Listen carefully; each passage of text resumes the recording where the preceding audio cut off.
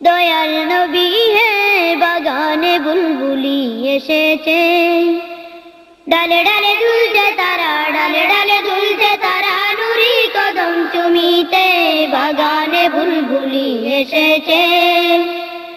দয়াল নবী হে বাগানে বুলবুলি এসেছে।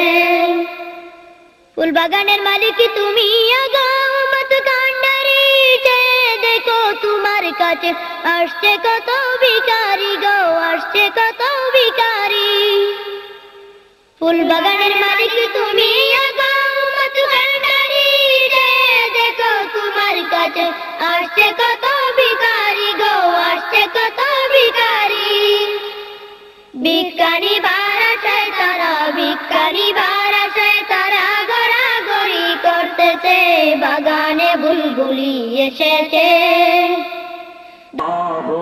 মুহাম্মাদুর রাসূলুল্লাহ সাল্লাল্লাহু আলাইহি ওয়াসাল্লাম আল্লাহ নিজে বলেন, ফাত্তাবিউনি, তোমরা আমার বন্ধুকে ভালোবাসো। কাকে?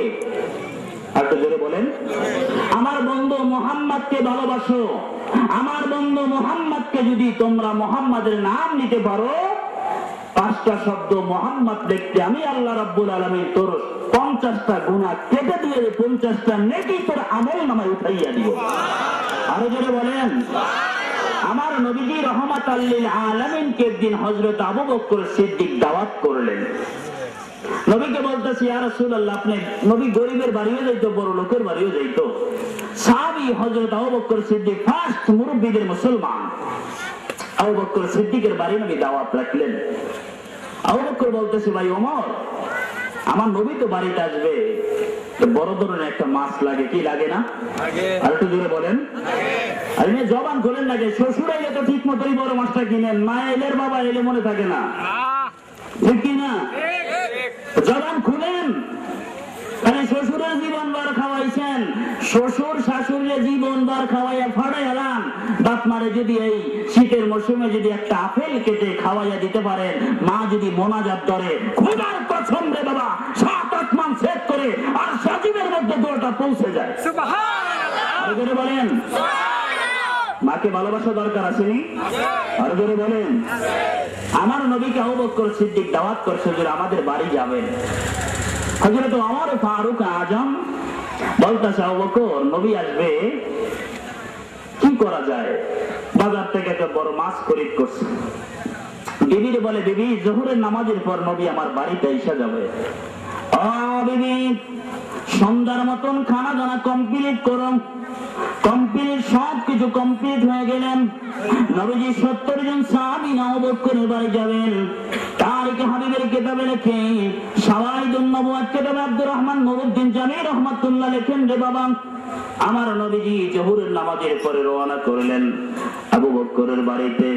দরজার ভিতরে হযরত ওমর খটখট আওয়াজ দিলেন, ভিতরে কি লোক আছে? জবাব দিলেন, হ্যাঁ আমি আছি।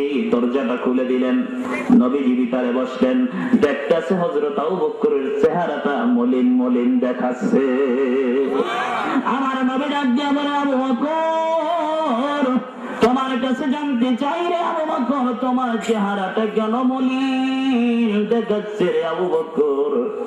বলে, ইয়া রাসূলুল্লাহ, হাবিবাল্লাহ, নবী গো, আমার চেহারাটা বলে এই জন্য দেখাই গো নবী, আমি বাজার থেকে বড় একটা মাছ খরিদ করেছি, আমার বিবি পাক করতে গেছে, ওই মাছটা সিদ্ধ করতে পারি নাই।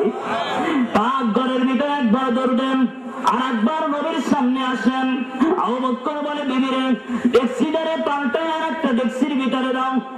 বলে, স্বামী রে, আমি 3টা ডেক্সি পুড়ে গেছে, তৈলের জায়গায় তৈল রয়েছে, মাছের জায়গায় মাছ, আমি মাছ সিদ্ধ করতে পারি নাই। আমার নবীজি বলে, আবু বকর, ও বাবা আবু বকর, তোমার আমি জানাইয়া দেই, তুমি চিন্তা করো না, আমি রহমাতাল লিল আলামিন তোমার ঘরের ভিতরে আছি রে আবু বকর, তুমি কোনো চিন্তা করো না। একটা প্লেটের ভিতরে মাছের যত টুকরা বিটুকরা করছো, একটা প্লেটের মধ্যে তুমি সাজাই আনো। হযরত আবু বকর ডাক দিয়ে বলেন, বিবি রে, রহমাতাল লিল আলামিন নবী আমার হুজরার ভিতরে আছেন, কোনো চিন্তার কারণ নাই রে বিবি। মাছ মাছটা একটা প্লেটের মধ্যে সাজাইয়া দাও। আমার নবীর সামনে যখন নিলেন, নবী মাছ জিন্দা করতে পারেনি। আরো জোরে কোন, আমার নবী জিন্দা করতে পারে। আমার নবী মাছের দিকে তাকাইয়া বলে, কুম বিইজনিল্লাহি, মাছ আল্লাহর হুকুমে জিন্দা হইয়া যা। আরো জোরে বলেন। এই কথাটা বলতে না বলতে মাছটা লাফালাফি শুরু করে দিছে। জোরে কোন সুবহানাল্লাহ। আমার নবী ডাক দিয়ে বলে, মাছ তুমি একটা বেদব, তুমি একটা বেদব, কেন সিদ্ধ হইলা না? তুমি কি জানো আমি রহমাতুল লিল আলামিন আবু বকরের বাড়িতে আসছি?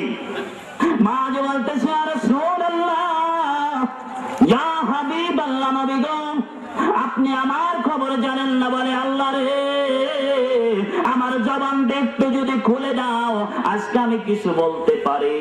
বলতে আছে আল্লাহ, বলতে আছে মাছরে যা পাওয়ার দিয়া দিলাম।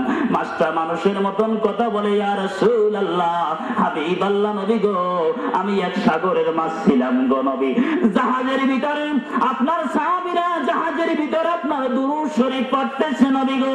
ইয়া রাসূলুল্লাহ, আমি দুরূদের শব্দ শুনে জাহাজের পিছনে পিছনে চলা শুরু করেছি। আমি এক সাগরের মাছ ছিলাম গো নবী, দুরূদের পাগল হইয়া আমি আরেক সাগরে পৌঁছে গেছি। আমার নবীকে বলতেছে, আর রাসূলুল্লাহ, আমার বন্ধু বান্ধব সব ফালাই আমি যখন জাহাজের ভিতর আসতেছি, মৎস্য শিকারী যখন মাছ শিকার করতে গেলেন, জাল যখন মারলেন গো নবী, আমি জালের মধ্যে পড়ে গেলাম। আমার আল্লাহ বলেন, ও মাছ, তোমাকে ঘোষণা দিয়ে দিলাম, আমার বন্ধুর জন্য যখন পাগল হইয়া গেছো, এক সাগরের মাছ যখন আর এক সাগরে চলে গেছো, যাও আমি কথা দিলাম রে, জমিনের আগুনটা তোর জন্য হারাম করে দিছি। আর কে বাসদ আমেলে সল্লে মুদাম, হর কে বাসদ আমেলে সল্লে মুদাম, আতশে দোজখ সদ বয়ে পায় হারাম। ও বাবা, তোমার কাছে জানতে চাই রে বাবা, একটা মাছ যদি নবীর ভালোবাসার কারণে জমিনের আগুন হারাম হইতে পারে, এই নবীর উম্মতের জন্য জাহান্নাম কি হারাম হইতে পারে না? আরে জোরে কোন, নবীর উম্মত হইয়া যাইও রে বাবা। নবী বলো, জমিনের মানুষেরা রে, আমার আল্লাহ ডাক দিয়া বলো, জমিনের মানুষেরা রে, তোমরা যদি আমার বন্ধুর প্রতি দুরূদ পড়ো, আমি কথা দিলাম তবে গুনাহগুলো আমি মাফ করে দিব। আমার নবী মুহাম্মদ রাসূলুল্লাহ সাল্লাল্লাহু আলাইহি ওয়াসাল্লামের সম্মান আছে কিনা? আরো জোরে বলেন। আমরা পৃথিবীর সব মানব যদি মুহাম্মদ রাসূলুল্লাহর বিরুদ্ধে কথা বলে, মুহাম্মদ সুসেন কিছু আসে যায় না? আরো জোরে কোন। আমাদের মতন চোর চোট্টা টাউটার বাটপার সিটার মৌলবীরা যদি মুহাম্মাদের কিসসা কাহিনী করে, আল্লাহ কয়, ও পাগলের ঘরের পাগলেরা, তোরা বিরোধিতা করলে কাম হইতো না কেন? আমি জুরি লাগাইয়া দিছি বন্ধু মুহাম্মাদের সঙ্গে। জোরে কোন। আমি আল্লাহ বন্ধুকে আমি শুধু একা নয়, আমার মন্তরি পরিষদ কুল্লাইয়া সর্বদাই আমার বন্ধুর প্রতি আমি দুরূদ পড়ি। জোরে কোন সুবহানাল্লাহ। আল্লাহ নিজে বলেন, ও জমিনের মানুষ, তোমরা কি জানো আমি আল্লাহ ফজরের সময় 70,000 ফেরেশতা পাঠাইয়া দিই, তারা মাগরিব পর্যন্ত থাকে, মাগরিবের আযানের সময় তারা চলে আসে, আবার 70,000 যায়। আমি কোটি কোটি লক্ষ লক্ষ ফেরেশতা বানাইছি আমার বন্ধুর তাজিম করার জন্য, আমার বন্ধুকে তাওয়াফ করার জন্য। জোরে কোন সুবহানাল্লাহ। আমাদের বাংলার জমিনের মধ্যে অনেক মানুষ বলে নবীর রওজা জিয়ারত করে নিয়ত করে যাওন যাইতো না, বলে কিনা? আরো জোরে বলেন। ওই ব্যক্তির কান মুছড়াইয়া দিবেন। এরকম যদি কোন বক্তার কোন আলেমের মুখে কথা শুনেন, নিয়ত করে কোন ওলির দরবারে যাওয়া যাবে না, নিয়ত করে কোন সাহাবীর দরবারে যাওয়া যাবে না, নিয়ত করে যদি কোন নবীর দরবারে যদি যাওয়া নাই যায়, ওই বেয়াদব গোস্তাকে বলবেন নিয়ত করে শ্বশুর বাড়িও যাওয়া যাইবে না। আরো জোরে বলেন। দেখুন যায় মোল্লারা রোজার 1 মাস থাকলে কোন দিন বাড়ি যাইব, এই গালগান নিয়ত নিয়ত থাকে না, আগে টিকিট করে রাখে, ঠিক কিনা? আর খালি বাজে নবীর কিচ্ছা গাইনি, ঠিক আছে না? আর জোরে গান। নবীরে ভালোবাসেন? আর জোরে গান। কারা কারা ভালোবাসেন একটু তাকবীর দেন। নারে তাকবীর, নারে তাকবীর, নারে রিসালাত, নারে রিসালাত, নারে তাকবীর, নারে তাকবীর। আমরা মুসলমান নবীকে ভালোবাসি, ঠিক কিনা? জান্নাত পাওয়া যাবে না? আরো যেরকম নবীকে ভালোবাসলে জান্নাত দিবে। একজন আল্লাহর ওলি, ওনার বাড়ি তো হইছে ভারতের ভিতরে, গজনবীর ভিতরে। সুলতান মাহমুদ গজনবী এত বড় দরজার ওলি। আপনারা যারা পিছনে একটু আগাইয়ে বসেন, বাবা একটু আগাই বসেন, জায়গা অনেক ফাঁকা জায়গা আছে, তো একটু আগাই বসেন, একটু জিকির করেন লা ইলাহা ইল্লাল্লাহ।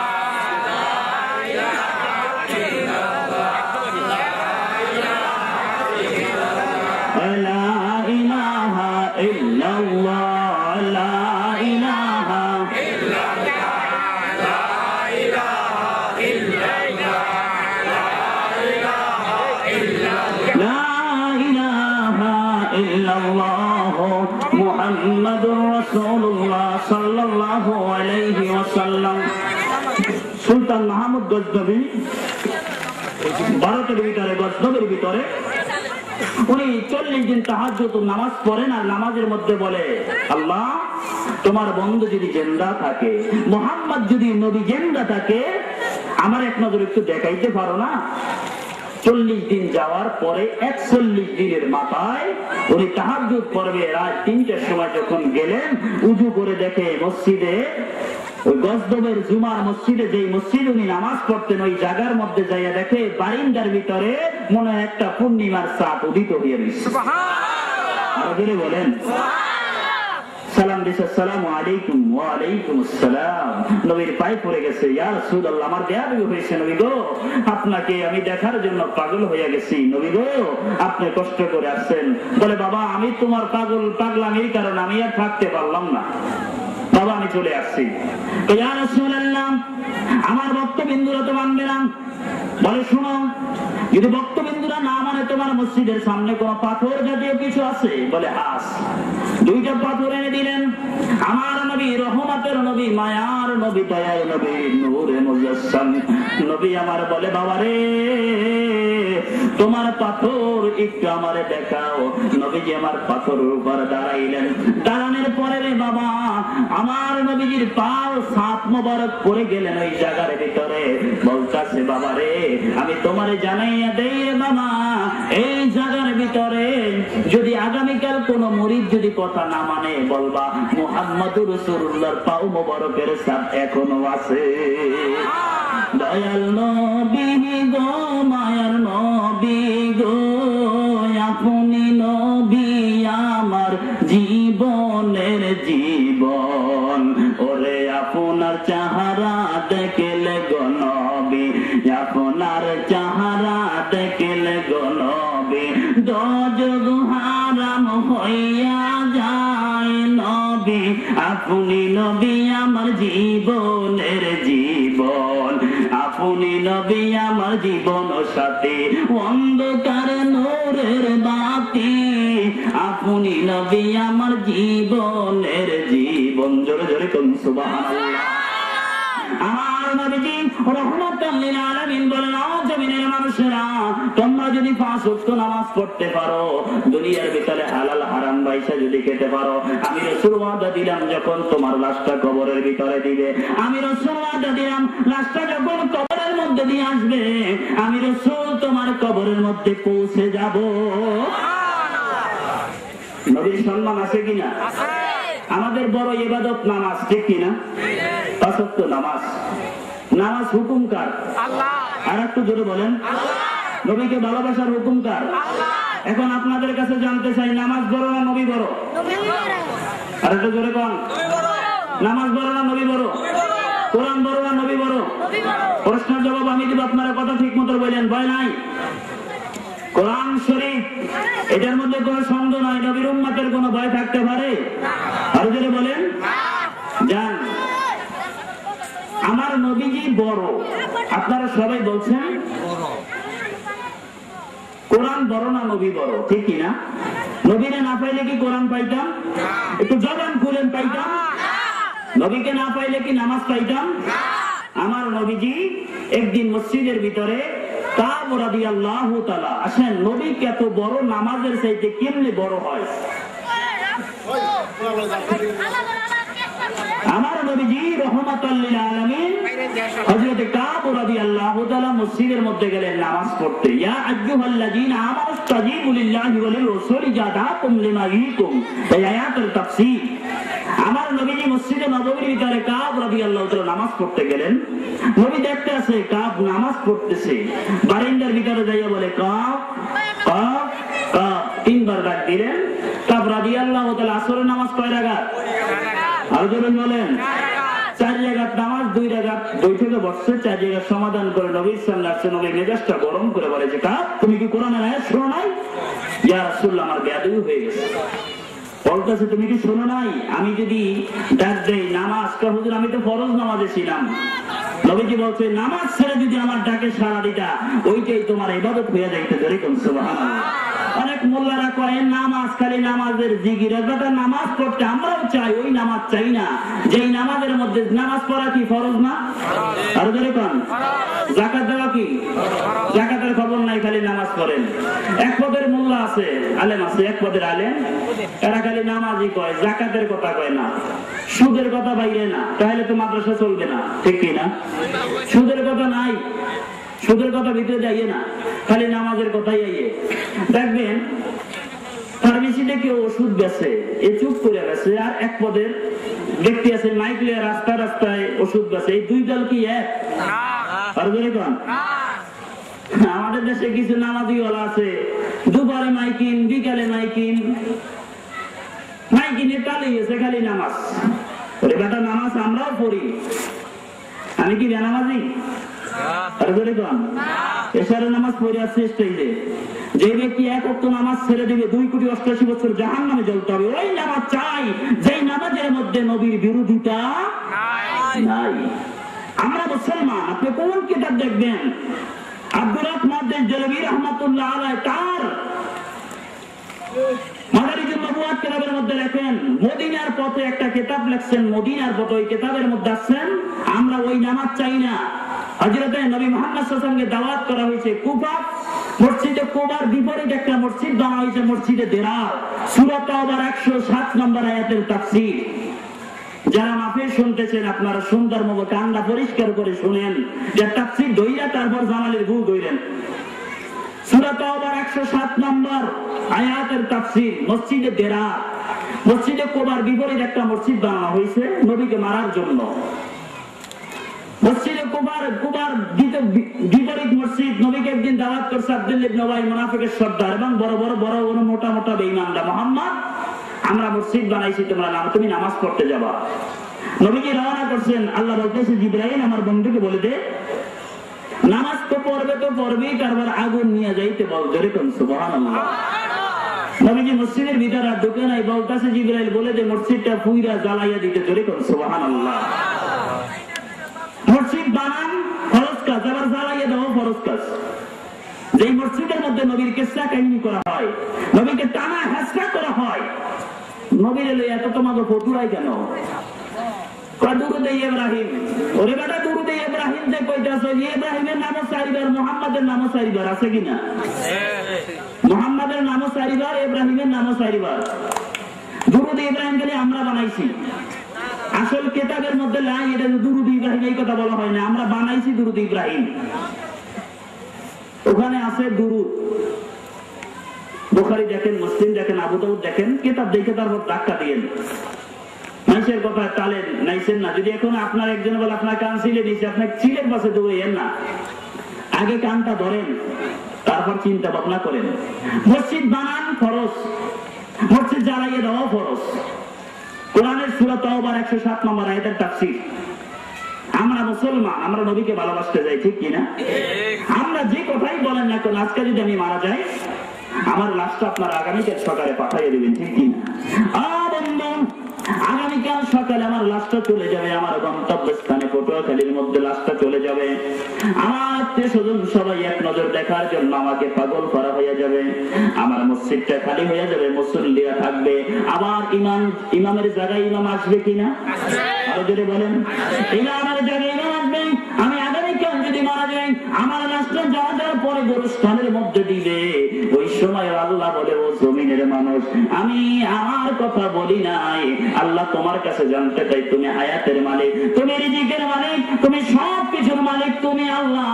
জানতে চাই লাশটা এখন কবরের পারে আনছি, এখন কার নাম নিয়ে রাখবো?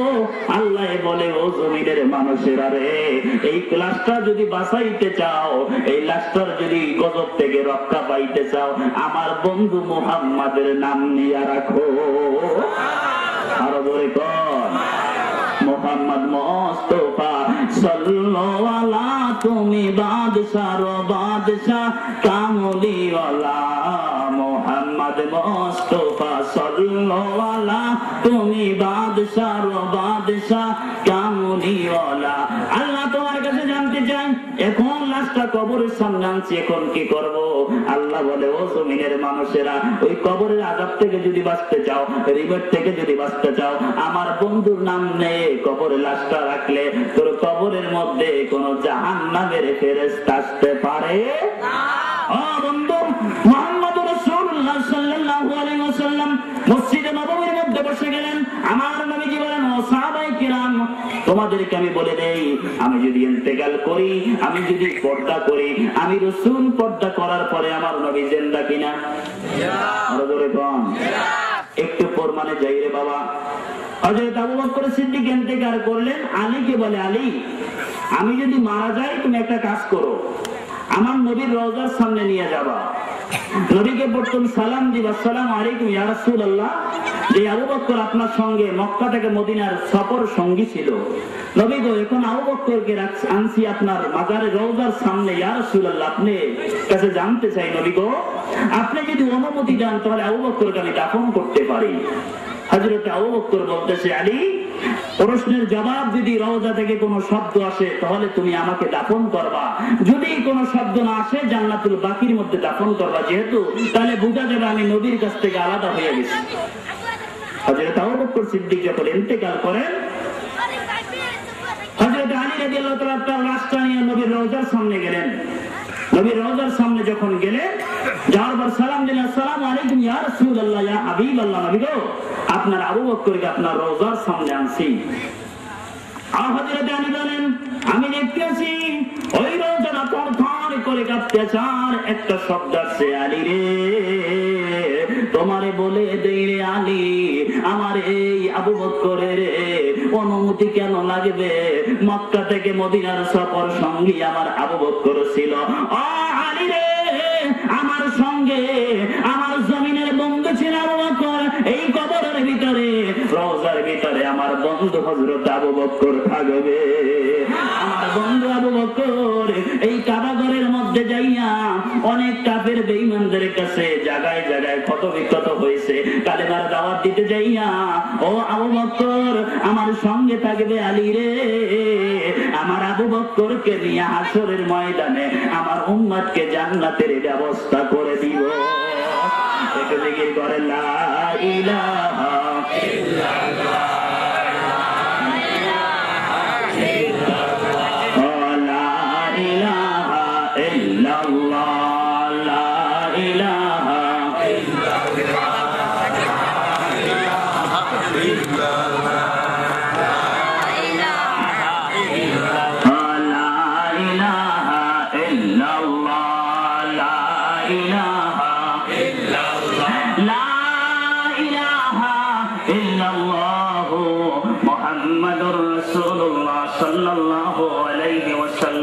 আমরা নবীরে ভালোবাসতে চাই কিনা?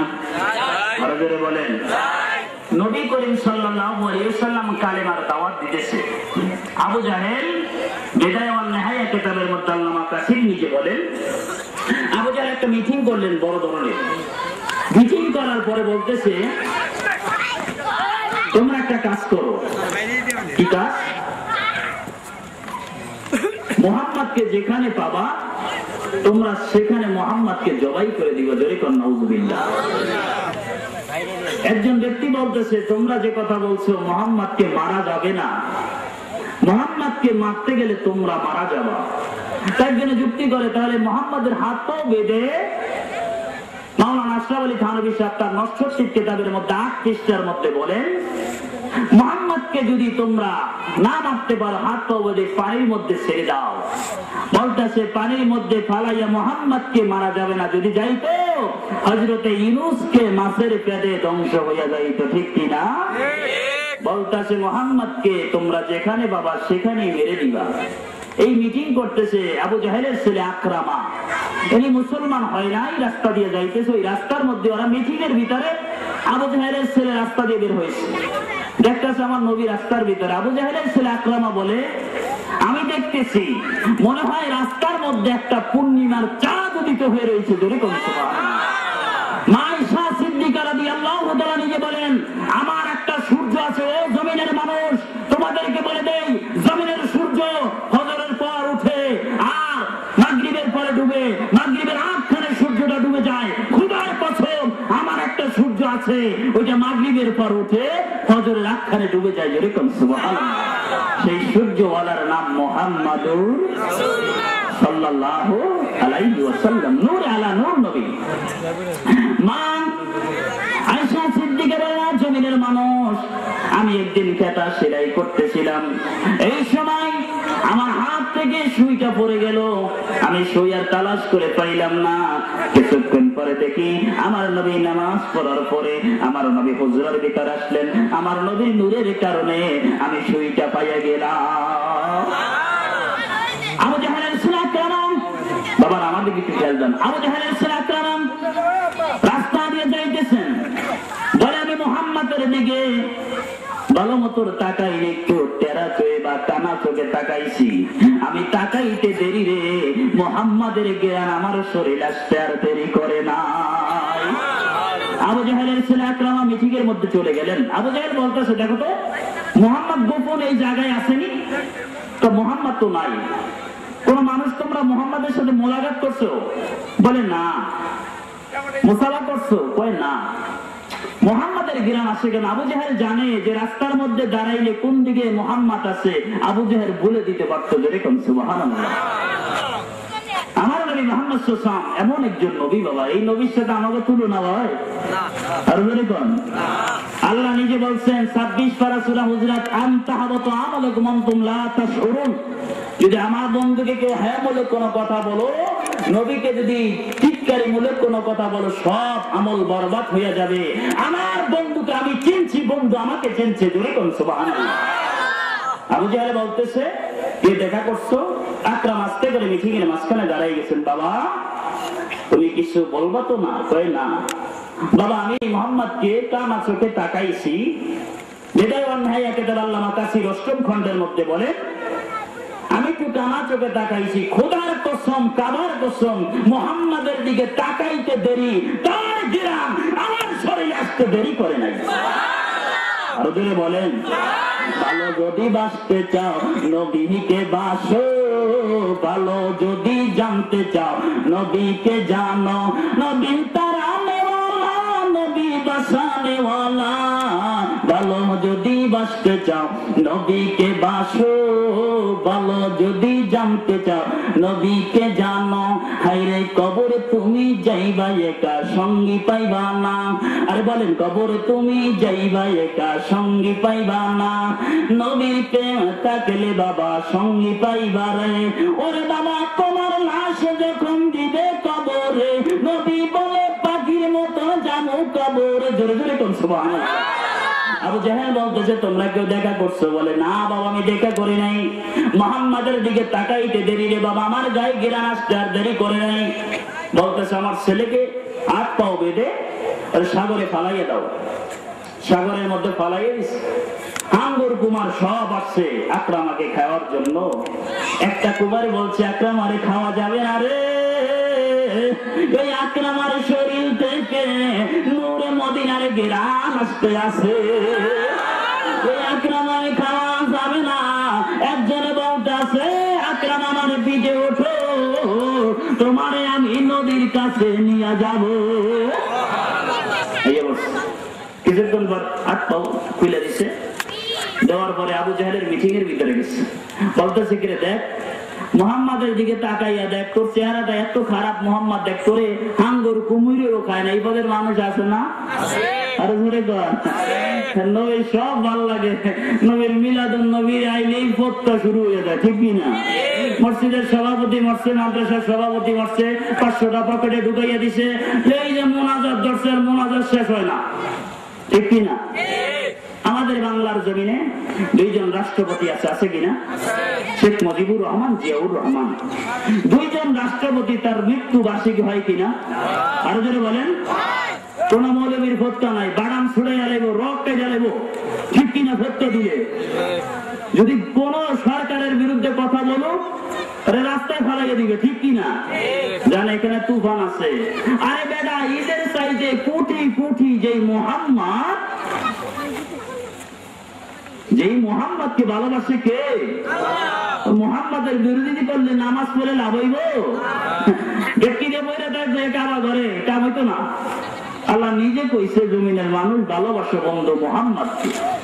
আকরামা বাবার মঞ্চের সামনে গেলেন, বলতেছে দেখ মোহাম্মদের চেহারার দিকে তাকানোর কারণে আজকে তোরে হাঙ্গর ঘুমাই ওখানে যা, তোমরা একটা কাজ করো, মোহাম্মদের আকরামাকে দইরা তোমরা বনের মধ্যে পাঠাইয়া দাও, তাহলে বাঘ ভাল্লুকে খাবে।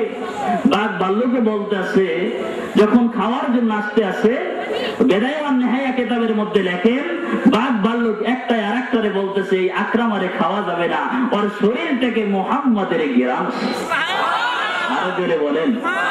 দয়াল নবী তোমার দরবারে আমি আশিকি হাজির হইয়াছি। দয়াল নবী তোমার দরবারে আমি আশিকি হাজির হইয়াছি। হাতে দড়ি পায়ে বেরি আমি হইলাম ফেরেবারি, হাতে দড়ি পায়ে বেরি আমি হইলাম ফেরেবারি, তোমার জাবিনে আমি হাসরে গেছি। দয়াল নবী তোমার দরবারে আমি গোলাম হাজির হইয়াছি। জোরে তুমি সুবহানাল্লাহ। আকরামাকে আর মারতে পারলো না। আবু জাহেলকে একদিন বলতেছে, বাবা মুহাম্মদ সাল্লাল্লাহু আলাইহি ওয়াসাল্লাম তুমি যত কথাই বলো না কেন, মুহাম্মদ সাল্লাল্লাহু আলাইহি ওয়াসাল্লাম উনি সত্যিকার আল্লাহর নবী, সত্যিকার আল্লাহর পয়গম্বর। আমি যত কাফের বেঈমান দেখছি, মুহাম্মাদের কাছে যত বড় কাফের যায় আর মনটা মোমের মতন গলে যায়। ধরে তুমি সুবহানাল্লাহ। এটা দুরূদ পড়েন, আল্লাহুম্মা সাল্লি আলা সাইয়্যিদিনা اللهم صل على سيدنا محمد نبينا দেখা দিয়া নূর নবীজি পুরাও মনের বাসনা, দেখা দিয়া নূর নবীজি পুরাও মনের বাসনা। আর তোমার দেখা না পাইলে কবর কিনিয়া যাব। আল্লাহুম্মা সাল্লি আলা সাইয়্যিদিনা মুহাম্মদ নাবিয়ানা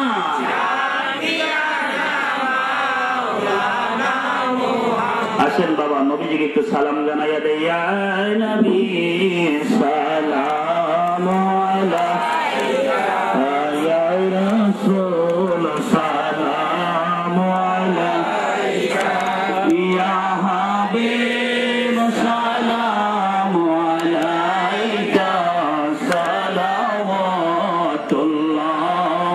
আলাইকা সাইয়্যিদি ইয়া রাসূলুল্লাহ, ইয়া হাবিবাল্লাহ। হে নবী মদিনায় নিলে গো কেন না, মনে যে মানে না মানা, নিয়ে যান সোনার মদিনা। ইয়া নবী সালাম আলাইকা, ইয়া রাসূল সালাম আলাইকা, ইয়া হাবিব সালাম আলাইকা, সালাওয়াতুল্লাহ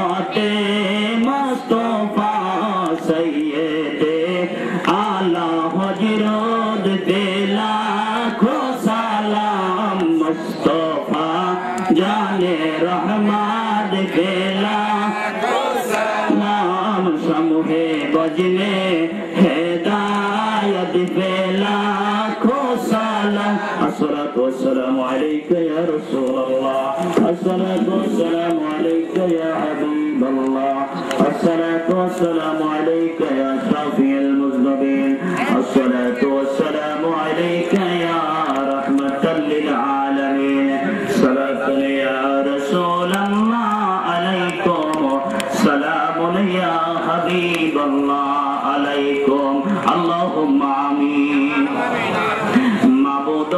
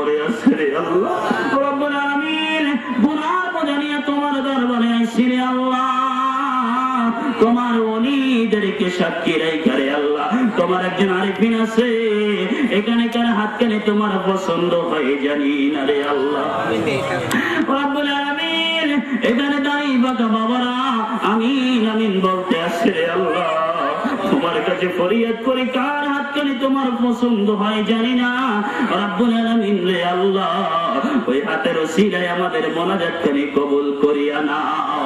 রব্বানা ইয়া রব্বানা ইয়া রব্বানা জালামনা ইয়া জালামনা ইয়া জালামনা, কত গুনাহ করছি মাবুদ জীবনে, মাফ করিয়া দেও রে আল্লাহ নিজ গুণে। রব্বুল আলামিন গুনার বোঝানে আইছি রে আল্লাহ, ও মাগো জানি না কোন মা তুমি ঘুমাইয়াছো রে মা, মাগো আরামের ঘুমটা হারাম করে মোনাজাত যদি ধরতে পারো রে মা, তোর গুনাহগুলো আল্লাহ মুরব্বিদের খাতিরে মাফ করে দিবে। মাগো একদিন নতুন বধূ হইয়া যাই বাড়িতে ঢুকছো রে মা, আর একদিন রে মা সাদা কাফন পরিয়া তুমি কবরের বাসিন্দার হইয়া যাইবা। রব্বুল আলামিন তোমার কাছে ফরিয়াদ করে রে আল্লাহ মদিনার নবীর না দেখায় আমাদের একটা মুসলমানের তুমি কবরে ডাকে দিও না। রব্বির হামহুমা কামা রাব্বায়ানি সগীরা, আল্লাহুম্মা রব্বির হামহুমা কামা রাব্বায়ানি সগীরা। রব্বুল আলামিন মদিনার নবীর না দেখে একটা মুসলমানের কাছে তুমি আজরাইল পাঠাইও না। নবীর না দেখে আরে আল্লাহ একজনের শরীরে তুমি কাফনের কাফন লাগাইও না। রব্বুল আলামিন আমাদের মধ্যে অনেক অসুস্থ, আল্লাহ তাদেরকে তুমি সুস্থ দান করিয়া দাও। আল্লাহ যা টাকা নিয়ে সেরিং পরিশোধ করার ব্যবস্থা করে দাও। রব্বুল আলামিন বিদায়ীতে মিলাদুন নবী যারা এই মাহফিলের আয়োজন করেছে টাকা দিয়া পয়সা দিয়া বুদ্ধি দিয়া রে আল্লাহ তাদের সিনা তুমি মদিনার আয়না বানাইয়া দাও। আল্লাহ যারা এই তোমার বন্ধুর ডাকে কোরআনের ডাকে ওলি আল্লাহদের ডাকে যারা সাড়া দিয়েছে আল্লাহ এদেরকে হাসরের ময়দানে নবীর সামিয়ানার মধ্যে ঢুকাইয়া দিও। রব্বুল আলামিন জানি না রে কোন দিন জানি দরজার সামনে আজরাইল দাঁড়াইয়া যায়, চাই পায়ের খাটটা নিয়ে দরজার সামনে দাঁড়াইয়া যায়, জীবনের মতন বিদায় করে দিবারে আল্লাহ তোমার কাছে ফরিয়াদ করি রে মাবুদ মদিনার নবীরে না দেখাইয়া একটা মুসলমানের বাজে বাগানের যাত্রী বানাইও না।